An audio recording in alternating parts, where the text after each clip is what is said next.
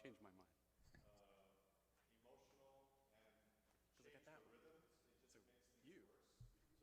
So just be very, what we need in here, unfortunately, is clarity and togetherness. So if you can be, right now the only words I'm understanding are part of the gift.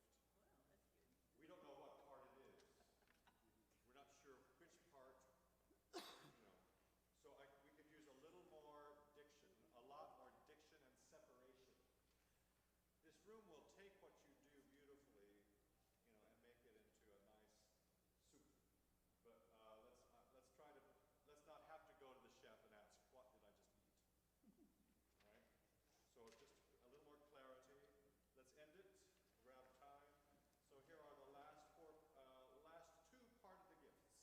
Bottom of page 5. Ready?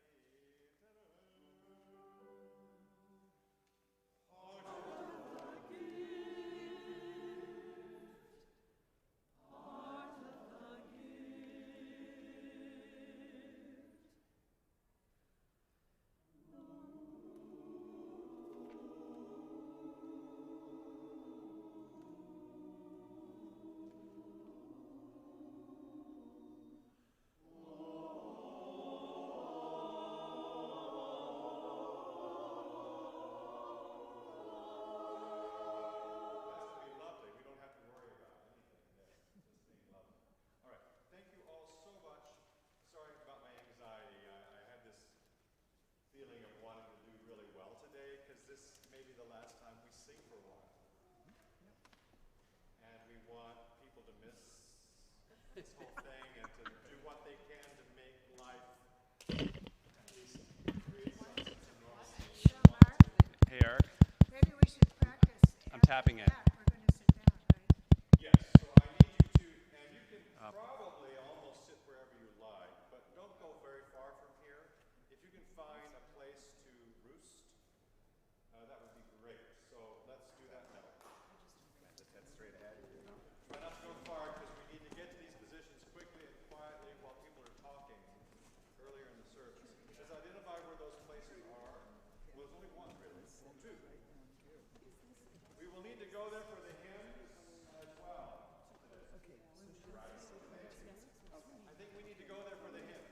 Rico, could you play the first hymn, please? We got a desk here. I need to be close to. Here comes the first hymn, everybody. And I don't. 331, alto tenor bass. We will be performing. You don't have to go there now, but we will be performing both hymns.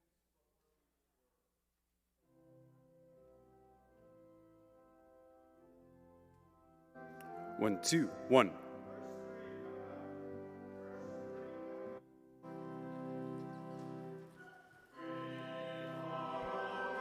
One, two, 1, 1. Testing 1, 2.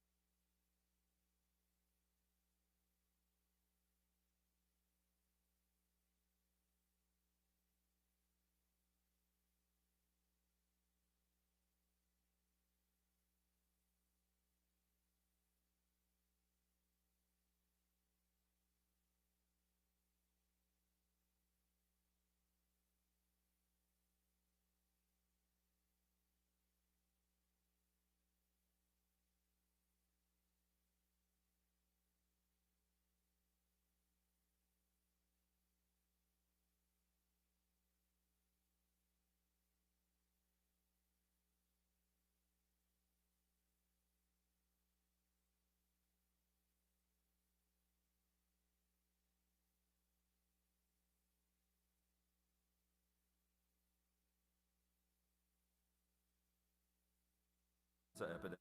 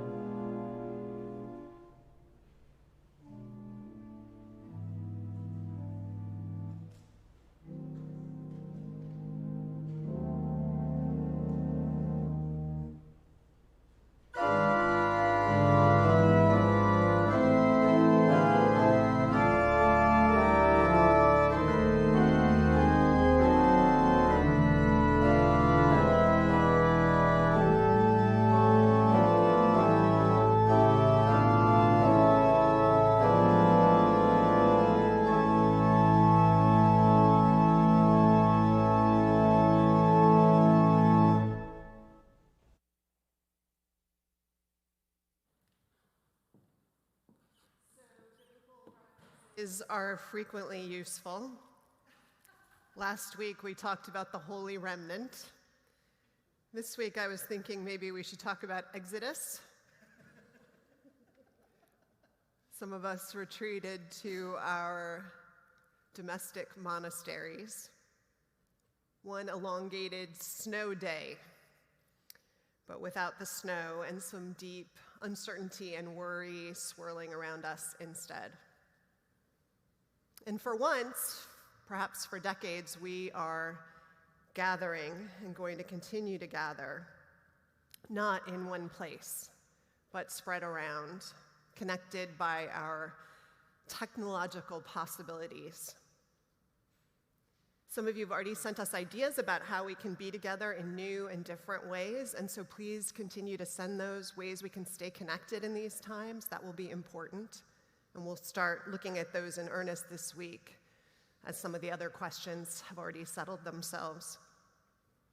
If you're connecting via live stream, welcome. If this is your first time, a special welcome via live stream. You might notice, and you can get yourself familiar over the weeks to come, that underneath are some links to a virtual coffee hour that we're going to be experimenting with this week, thanks to some of our lay leaders. An opportunity to give online during the offering and later. If you go back to our website, the church website, to the worship section, where we also invite you, another way to link into the live stream, you'll see a possibility of downloading the order of service so you can follow with us on Sunday. So welcome. This week, among us is John Buehrens, who I asked to preach this day when I thought I would be in Rochester preaching at our former intern Sherry's installation, but that got canceled. But I didn't let John off the hook.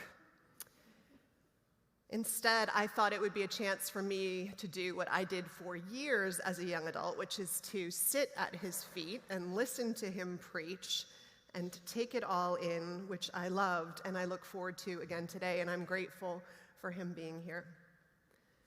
I'm also thankful to the choir, Fearless and Stubborn Too, and the Bell Choir, who are here spread at a healthy distance from one another, singing for us and with us today. For Richard Davis Lowell, who's come to reflect and help lead worship. To Joe Dellert, who with his wife, Nancy Buffum, is leading our annual giving campaign. To Lori Lai, a member of our board, who's going to lead us in our brief announcements, which are different and not so brief this morning. To Eric Shackelford and Shuli, who are running our cameras today. For all of the people who are allowing us to do this worship together. So, I wanted to light a candle this morning. A candle for all of us, wherever we are, knowing that our light and warmth and presence is still here,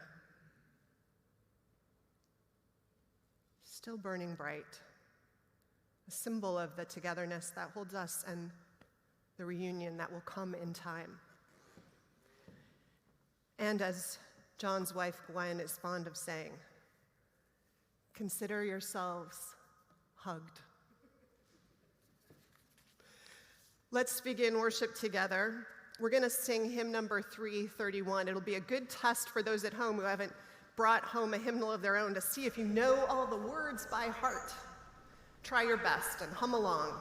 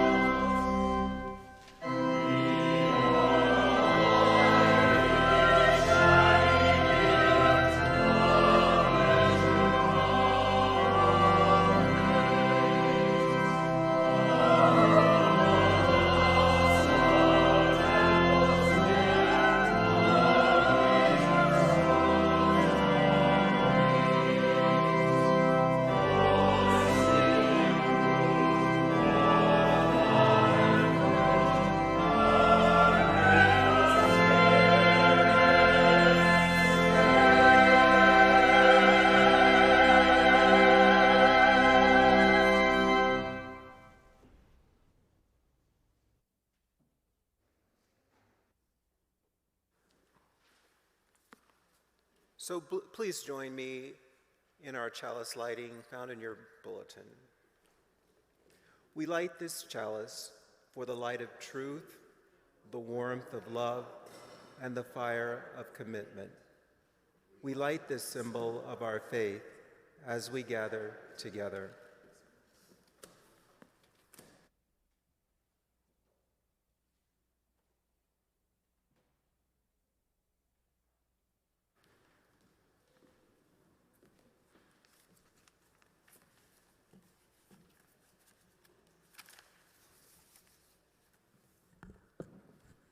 Hello, my name is Lori Lai, and I'm the treasurer of the Board of Trustees.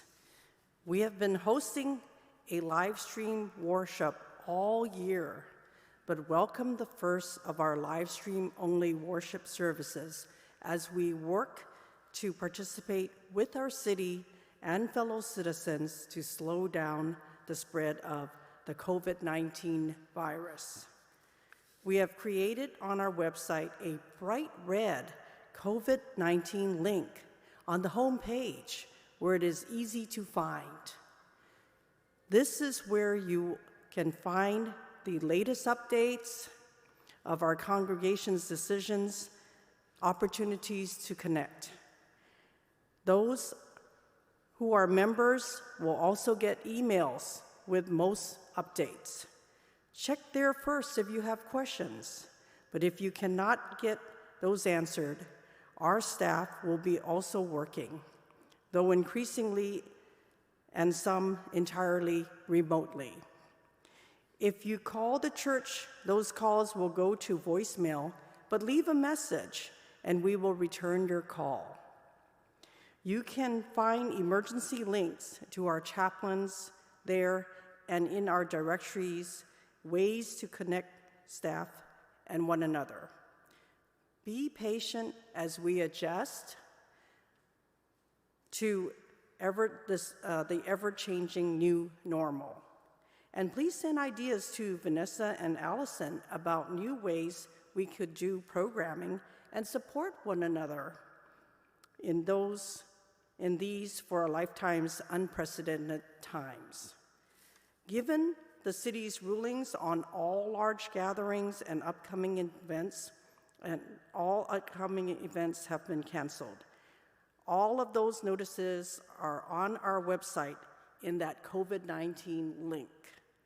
We will also expect that most other meetings at church will likely be canceled for the rest of the month and have to meet through phone or Zoom, and we can advise you how to do that.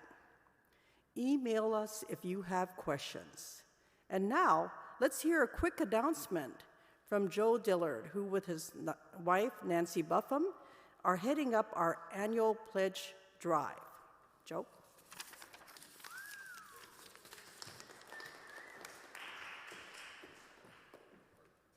Oh, woe is me! I have to run a pledge drive and there's a pandemic! This is horrible. Oh, wow, are we? I just checked the numbers. 97 pledges, $330,000, and it's only halfway through. You guys are amazing. So we are doing it. They can try and keep us away, but we're together. So together we can keep this pledge going. I invite you to go to firstuusf.org and push the green button. It will let you pledge online, at home, safely. So please, come pledge. Thank you.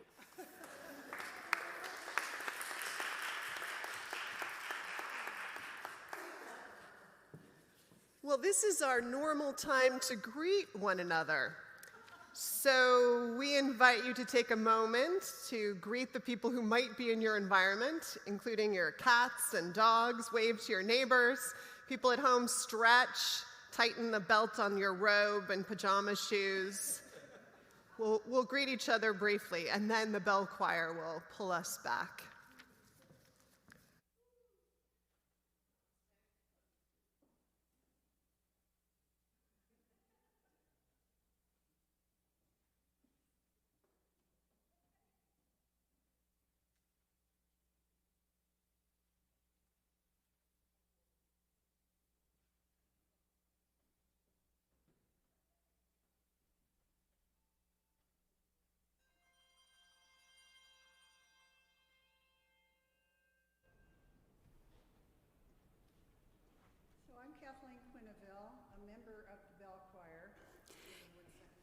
Okay.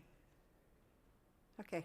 I'm Kathleen Quinneville. I'm a member of the Bell Choir, and our director, Reiko Lane, has asked me to say a few words before we play. You may have heard that about 3 weeks ago, we had a break-in in the church, and all except one octave of the bells was stolen. The value of those bells was $16,000. So you may be wondering, why are we playing the bells today, and what are we going to be playing on? So Reiko did a one-octave arrangement of Ode to Joy. So we're going to start with that, and then we are renting some bells, and this is only possible because Reiko knows everybody in the bell community, and so we are renting the bells for a short time while our insurance claim is pending. So we expect that we'll have some idea of what kind of money is going to be needed then to replace the bells, and are we going to be able to get a new set? Do we need to consider buying a used set? So first we'll do Ode to Joy, and then we'll go into Finlandia with the rented bells. So thank you.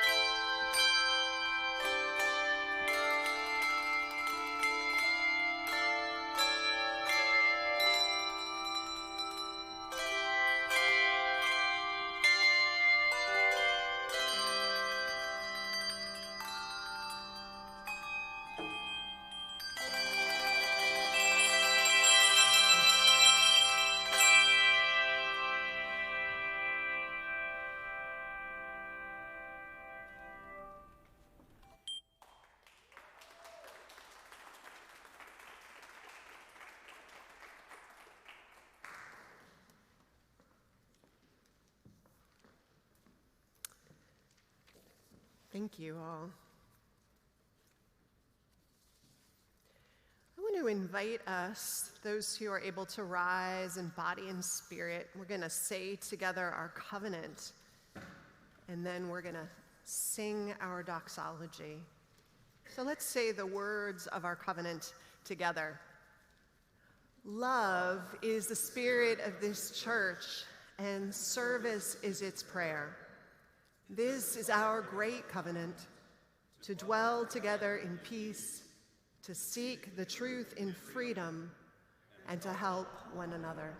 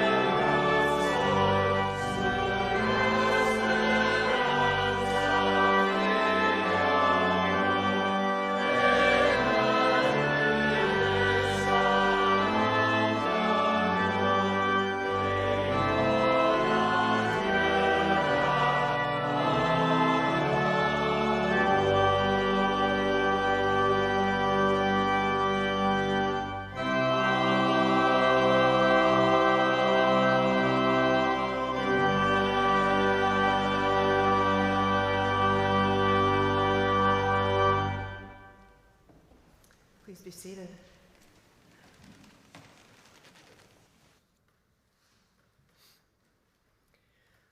Recognizing there is human suffering all over the world in the course of natural and human catastrophes, we ring our gong today in honor of two such places of suffering and struggle.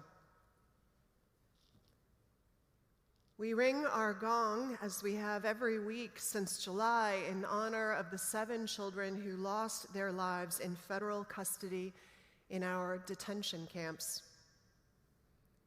And we let that ringing symbolically stand for all those adults who have lost their lives in these camps and all who remain in them, many separated from their families, and for those in makeshift refugee camps along the border, awaiting asylum hearings, now even more precariously concentrated together there than ever before. And this morning we also ring our gong for other losses, those most on our minds this week. Those we lost to the virus we know by name now, rehearsed daily in the updates we read, the symptoms we memorize. As of Friday, worldwide, there were, by official count, 4,613 deaths from COVID-19.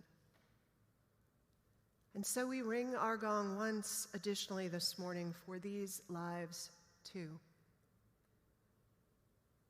May we keep those we have named and their families in our thoughts and prayers. And may we ease the tide of human suffering this coming week, howsoever we can.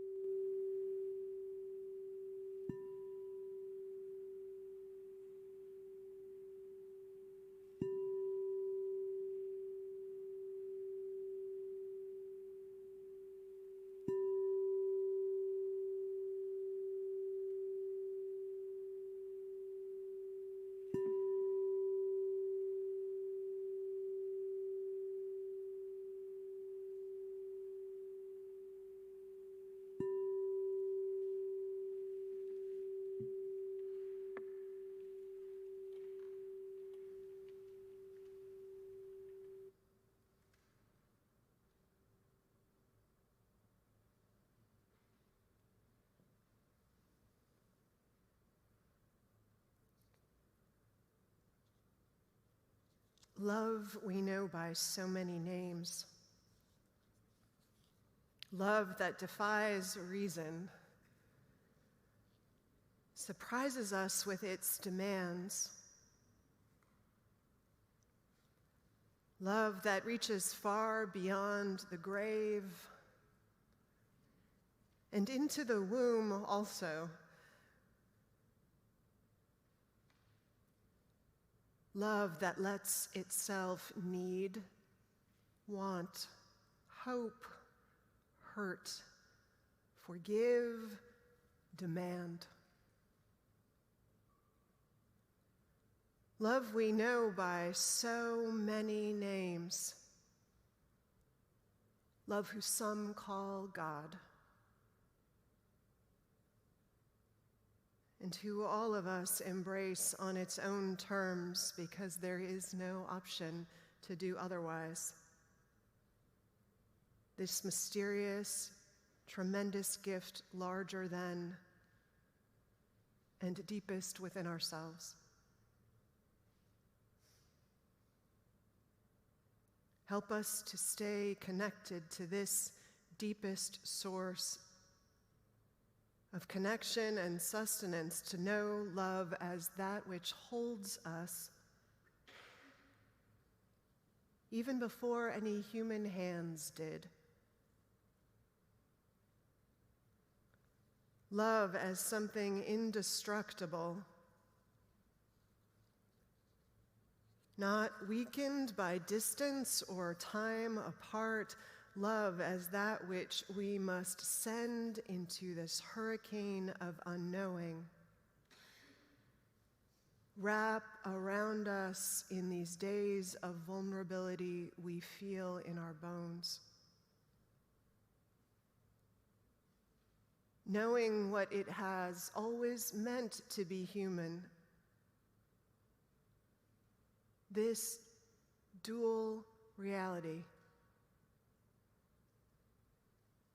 That we live deeply vulnerable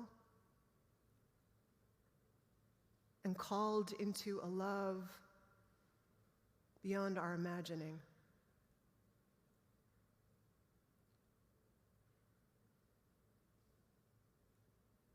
It's this love we send out this morning in prayer on the wings of prayer and the meditations of our hearts, that we send to all who are sick, who are afraid themselves or for their loved ones. That we send to all those who do not have access to health care and all the things that keep our bodies most resilient too. That we send to those healers who risk their own health to care for others who so desperately need them. That we send to all the officials and scientists and public health experts trying to guide nations through this chapter of our shared challenge. And that we send to those working in labs around the world by lamplight, some of them, that they may find way open that defies luck or chance to create the vaccine that is most vital for those who are most vulnerable. And love we extend to one another in the days and weeks and months ahead. The love that will hold us and keep us strong. Love. And the blessing of resilient community and resilient bodies to us all. Amen.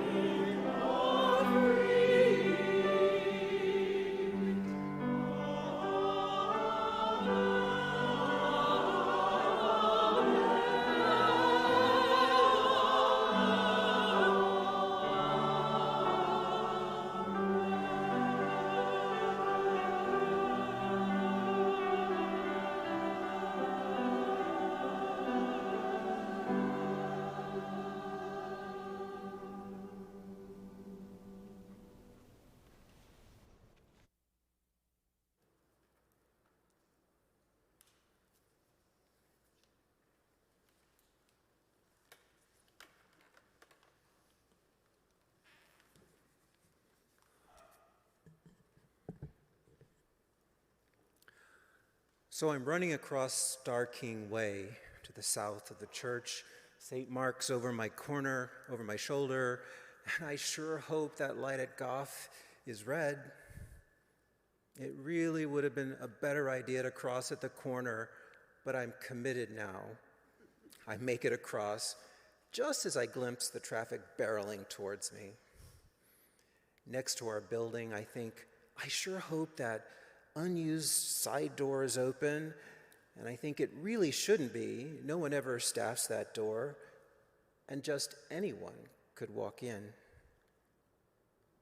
I reach out towards the time-worn modern brass handle, thinking they sure don't make them like that anymore.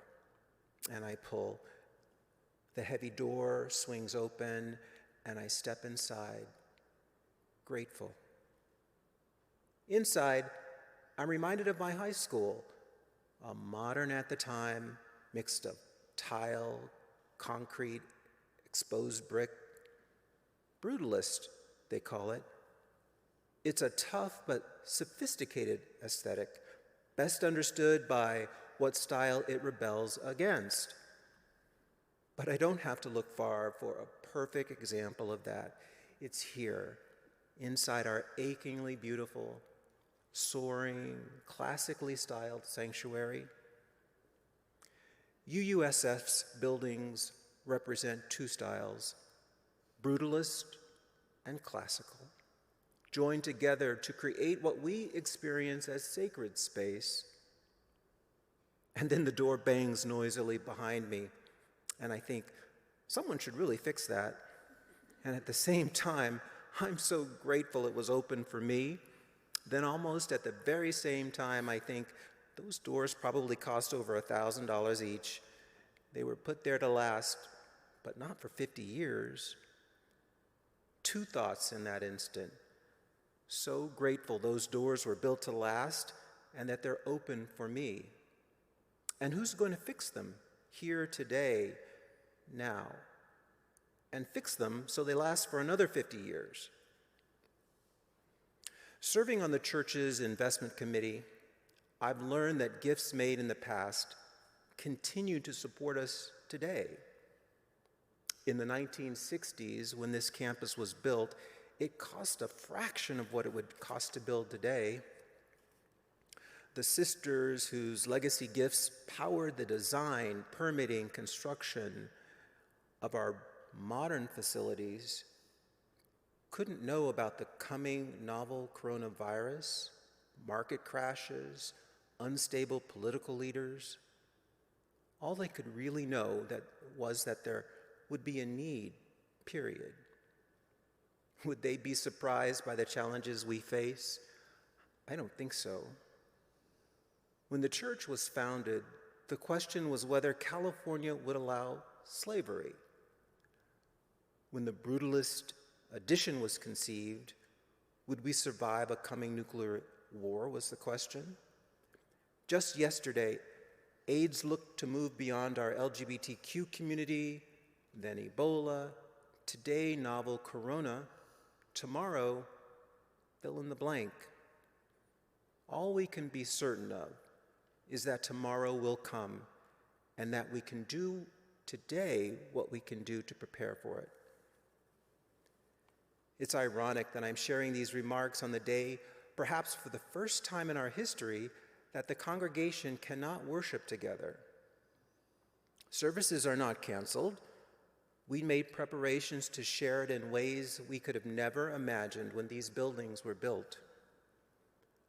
So thinking about our pledge campaign, I'm grateful my husband Bill and I can be a small part of that preparation.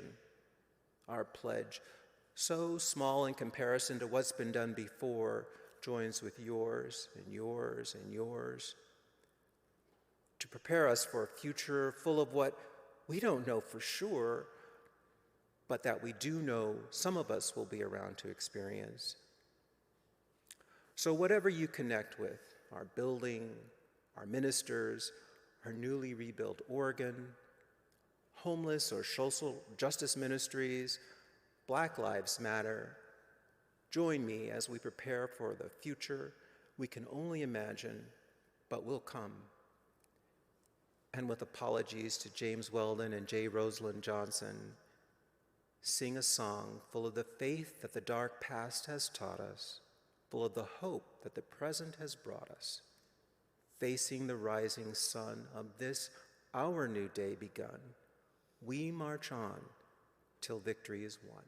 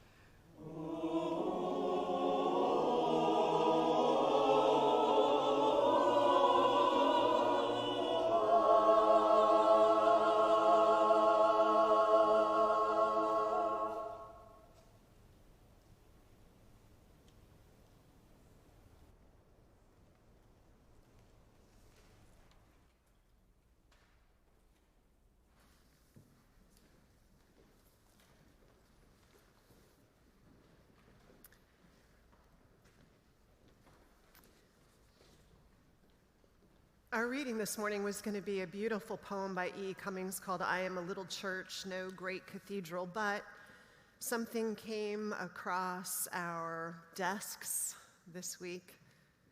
A reading by UU poet and Bay Area resident and minister Lynn Unger. It was written on the 11th of March. The title is Pandemic.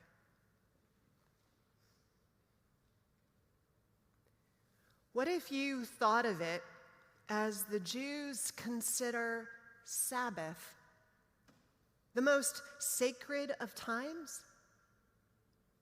Cease from travel, cease from buying, selling, give up just for now on trying to make the world different than it is. Sing, pray. Touch only those to whom you commit your life. Center down. And when your body has become still, reach out with your heart. Know that we are connected in ways that are terrifying and beautiful. You could hardly deny it now.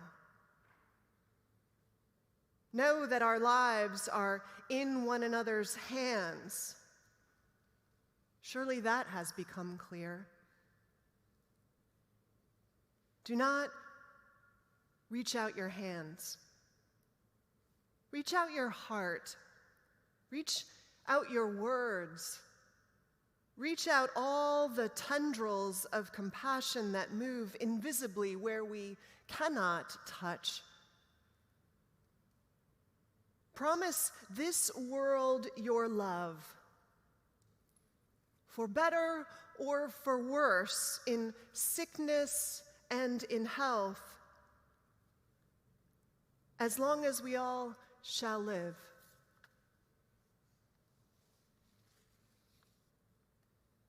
Here ends our reading. And now let's join in our second hymn of the morning. It's number 288 in your gray hymnals. All are architects of faith.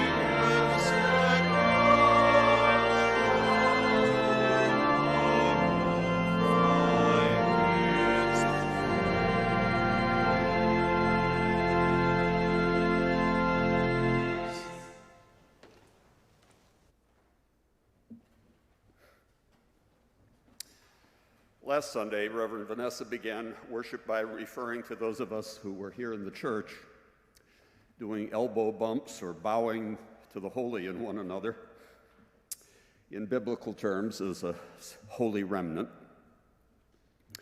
And today, the slice of the congregation present is smaller still.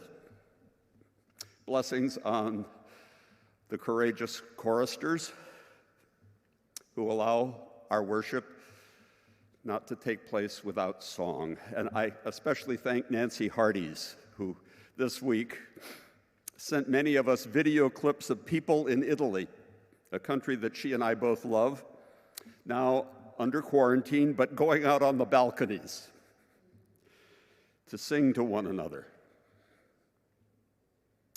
As Vanessa and I both know, even in ordinary times, those of us who come in person to worship here are but a slice of the larger constituency we serve. The first time I stood in this pulpit was on the Sunday following 9/11, and there were 1,000 people present. Technology had to be used to spread the message into those gathered in the king rooms.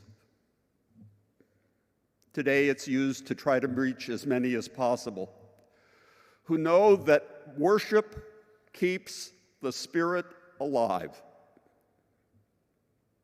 In the middle of the 19th century, when infectious disease was rampant, one of Boston's leading physicians was Oliver Wendell Holmes Sr., and he was asked why he faithfully attended worship at his Unitarian church every Sunday. His response was, "There is within me a plant called reverence, and it needs watering at least once a week." We come here to renew a basic attitude of gratitude for simply the unmerited gift of being itself in all of its beauty and fragility. Our spiritual capacity for love, transcending even isolation. Our commitment to love manifesting itself in community as justice. Watching at home last week, and I hope today, are many who are wise to protect their health, the older part of our community, but also the parents with children like my own daughter, who currently chairs the committee overseeing the spiritual growth programs for the young. You know, typically that brutalist part of our building in a given week will host 3,000 people. And they too ought to be in our thoughts and prayers this morning, praying that we can soon return to welcoming and serving them all in all of their diversity, their artistic creativity, their efforts for justice, and their spiritual deepening. It's now poignantly poetic that yesterday was Pi Day, 3.14/2020. We had hoped to have hundreds here after the service for a celebratory luncheon, right, Joe? Your idea.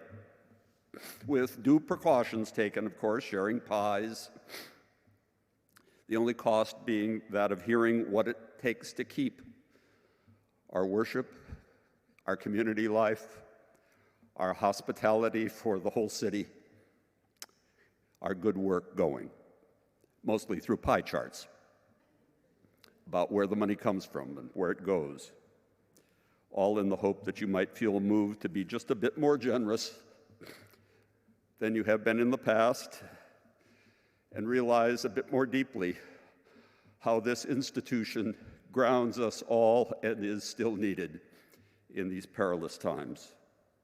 Well, that's not going to happen, except for a few of us who'll stay to have sort of a little symbolic pie together. So it falls to me to share a few highlights. The goal in that operating fund drive this year is at least $600,000, maybe better a little bit more than that. But that is only part of what it takes to keep this church and center going.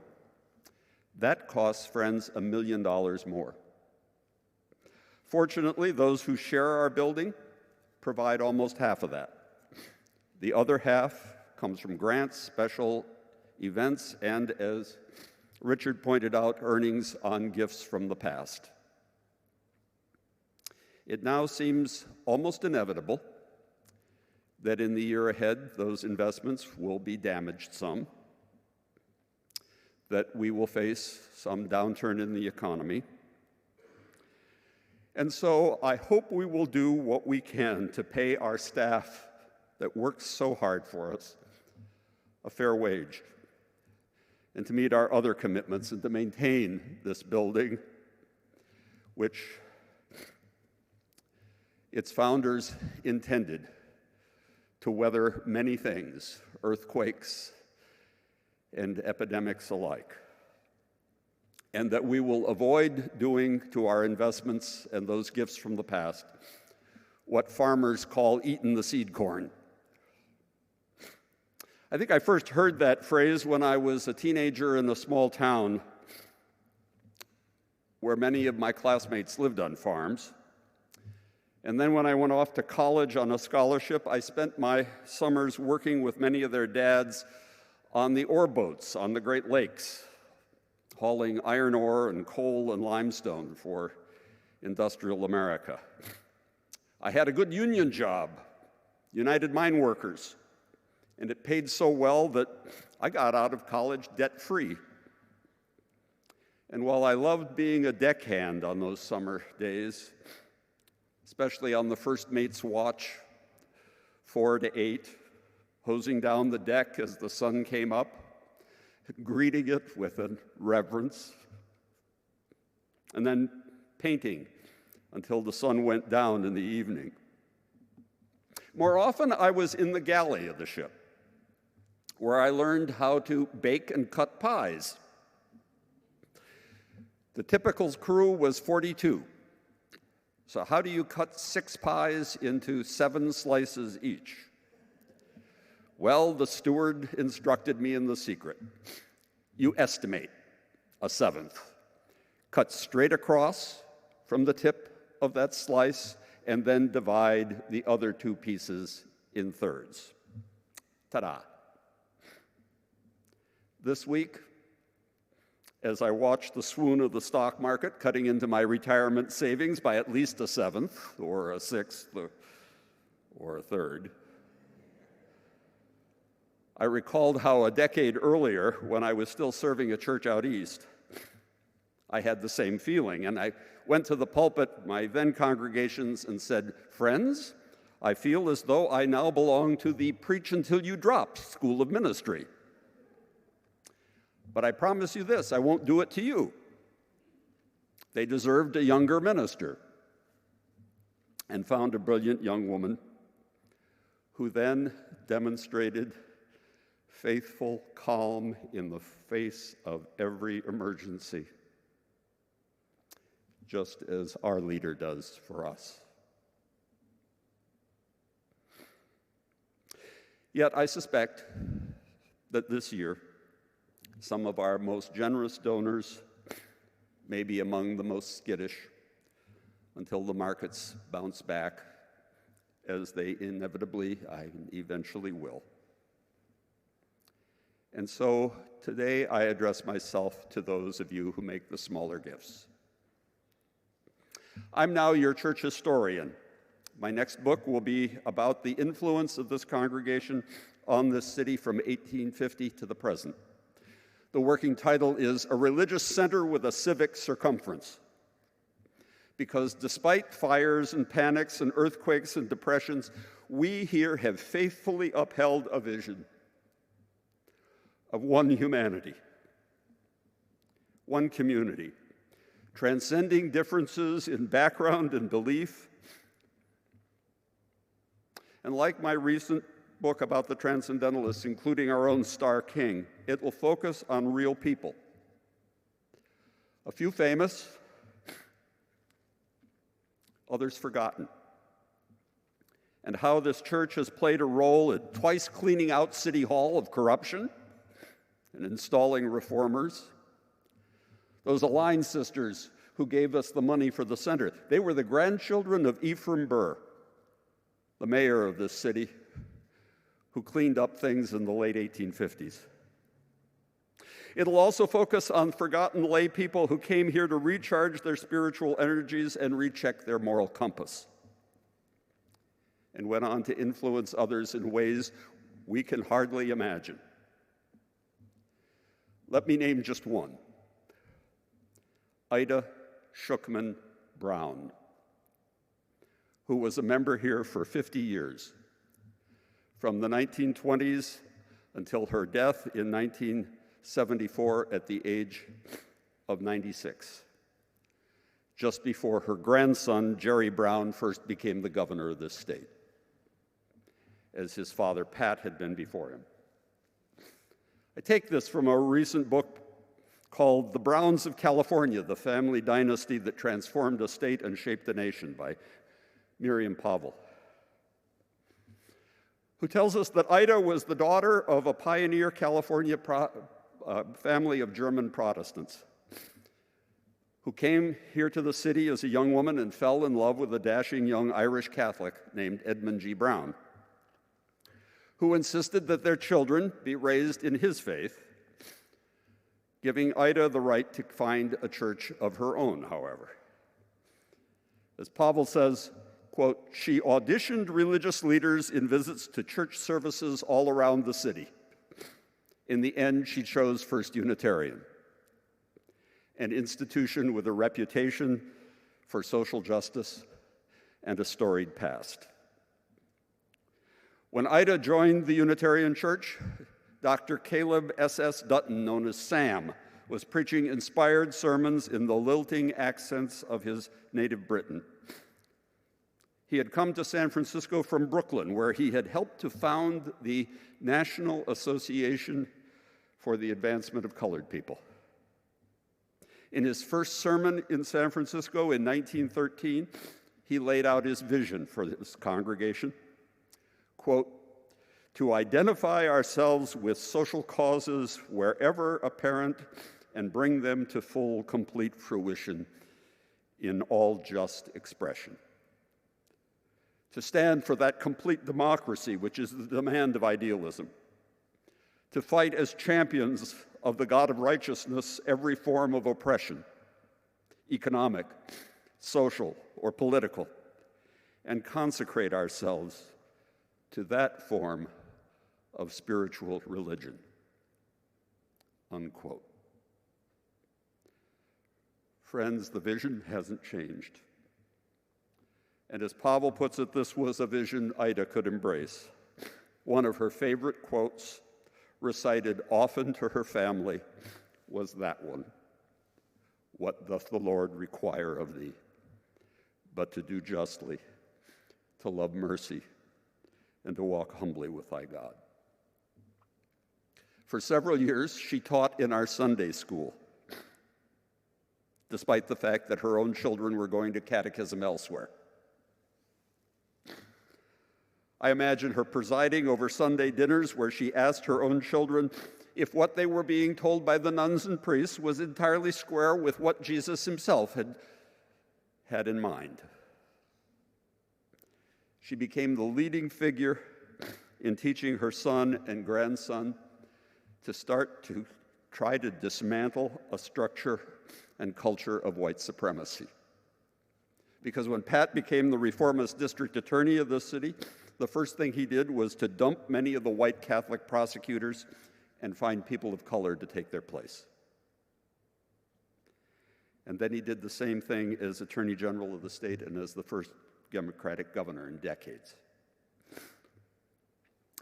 Mind you, my own daughter, who helps coordinate low-income health care in California today, wishes, as I do, that perhaps Ida had not passed on so much of her depression mentality to her grandson, leading him to support Prop 13 and resist reinvesting in the state social services for the poor for so long. And still in the forthcoming recession, I suspect that he was prudent to have built up a state rainy day fund. Which brings us back to our own congregational situation in this rather perilous time. We too, blessedly, have a rainy day fund in the form of those investments and endowments. They're from the gifts generously left to us by those who came before us. Over the years, the mission of this church has inspired members as unsung as Ida to leave us significant gifts, not just of time and energy as she did, but of substantial invested funds. I think of the late Ed Sheffield. A teacher in the San Francisco schools, Ed was devastated when his wife died. He leaned heavily on our minister emerita, Margot Campbell Gross, for grief counseling. They had never had children. He later became a leader in our Saturday men's group. And then, just as I assumed this pulpit as senior minister, he went missing. He was nowhere to be found. And thanks to the health privacy laws, no institution would tell us whether they had him or not. And then J.D. Benson, our assistant minister then for pastoral care, brought the gift of her experience. She just wrote him a personal note at his last known address and got a reply from his court-appointed conservator. He had fallen into dementia and isolation, but blessedly we visited him, whether he knew it or not, before he died in nursing care, because it lessened our guilt when he left us and 2 other charities over $1 million each. He probably had no idea that his estate would be that large, but bless you, Ed. The gift and the love echo on. So I guess here's what I have to say today. We owe it to Ida not to minimize how wide the influence of this institution is, even when there are few people present. And during her time in the Depression and World War II, attendance here was sometimes smaller than it is this morning. We'll still be here, even after this period of closing the center and curtailing worship in the flesh has passed. The question is, as always, with what faith and what influential effect? There's a chance, if we are generous enough in this present moment of crisis, that we could again have an assistant minister for pastoral care and outreach. I happen to know the person under consideration whose gifts would add youth and other diversity to our ministry. And we would give the staff that cost of living increase that they surely deserve. Most recently, I made the last payment on the rather sacrificial gift of $50,000 that I took out of my savings for the capital campaign that we undertook to do some deferred maintenance on our buildings. And this year, since that commitment has relieved my budget to some degree, I've committed to give at least $10,000, a big chunk of my income, to support the ministries and annual operations of this congregation. There are roughly 15 others who will join me at that level or more. And when I first came here 5 years ago, there were only 3. So the capacity for greater generosity is here among us. But this, as I say, is a time that requires gifts both great and small. Never imagine that giving $10 a week or a month or maybe just once does not matter. It does.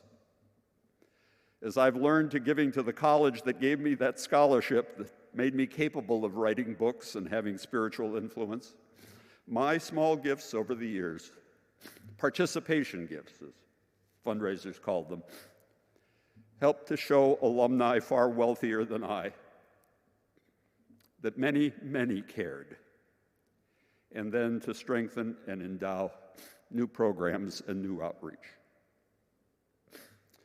It's hard saying all of this when I can't even see most of you, but if you're watching this online, I hope you really will go to the website and use that green button to pledge or make a donation, great or small, to sustain the future of the First Unitarian Universalist Society of San Francisco. There are moments when we worship together, friends, when my heart just dissolves. All of its defenses drop, and I am overwhelmed with a sense of renewed love,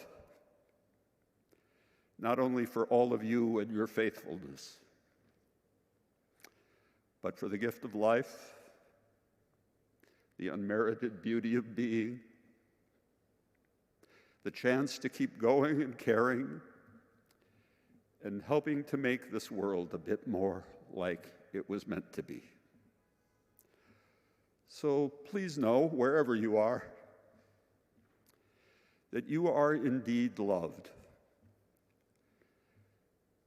Though you may be in self-quarantine, you are not alone.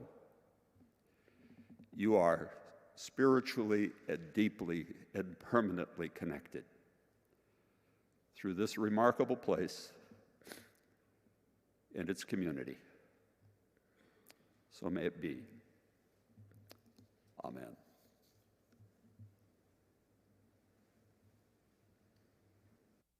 And now our offering will be given and received virtually. So thank you all who have made your pledges this year already.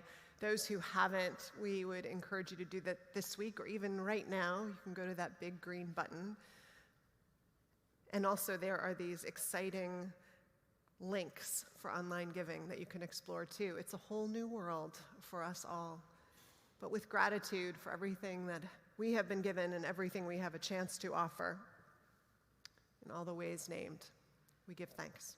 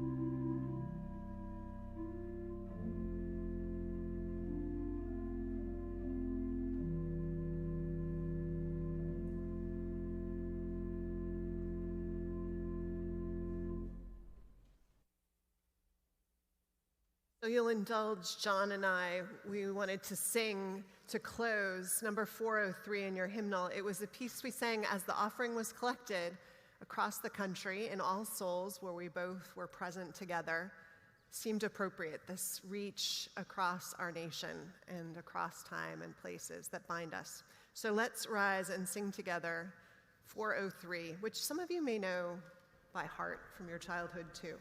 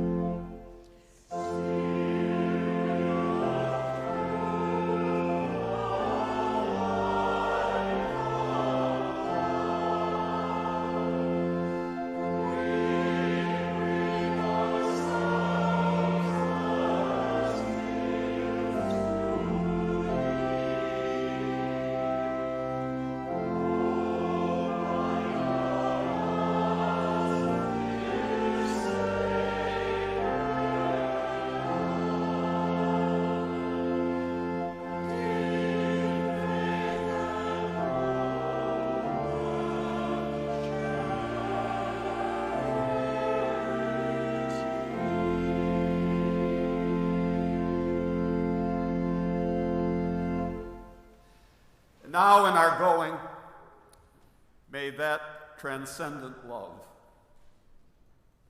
which spans all distances,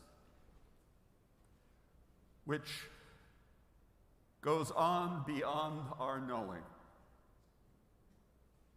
may that love shine out also from within us and bless us and keep us.